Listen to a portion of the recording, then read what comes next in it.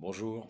Sujet en tête du CV, classé hausse, pièce maîtresse de votre CV. Faut savoir qu'un recruteur va consacrer en moyenne 6 secondes à votre CV avant que son cerveau se dise: «Allez, j'accorde plus de temps parce qu'il y a quelque chose qui a attiré mon attention». Votre CV classé hausse, il doit comporter des éléments simples, incontournables et notamment, vous devez préciser votre âge, l'intitulé du poste que vous recherchez et si vous êtes en apprentissage ou en contrat de professionnalisation. C'est lié à votre âge.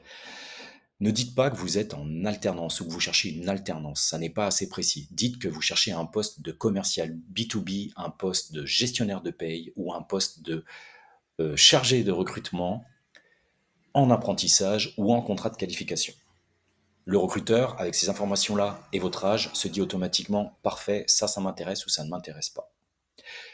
Pareillement, précisez quand est-ce que vous démarrez. Mois de septembre 2025 pour vous, pour la prochaine rentrée. Précisez le rythme de votre alternance. 4 jours en entreprise, 1 jour à l'école. C'est extrêmement important. Comme ça, le recruteur se projette immédiatement. Au niveau des contacts, mettez un numéro de téléphone et répondez quand les gens vous appellent. Mettez un numéro de manière propre, espacez les chiffres 2 par 2. L'adresse mail, essayez d'avoir une adresse mail la plus simple possible, comme ici dans l'exemple, c'est gilda@gmail.com. Votre adresse, mettez juste votre code postal et votre ville. Ça n'est pas la peine de préciser que vous habitez au 17 rue du Pont. Ça n'est pas intéressant pour le recruteur. Si vous avez le permis et que vous êtes véhiculé, précisez-le, parce qu'en fonction de certains postes auxquels vous allez candidater, ça peut être un avantage. Si ça n'a pas d'intérêt, ne le précisez pas.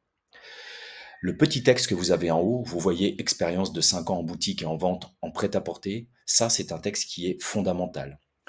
Il faut mettre en avant vos réalisations et vos compétences. Je vous donne un exemple, petite cerise sur le gâteau, si jamais par exemple vous êtes bilingue en anglais ou en espagnol, mettez-le.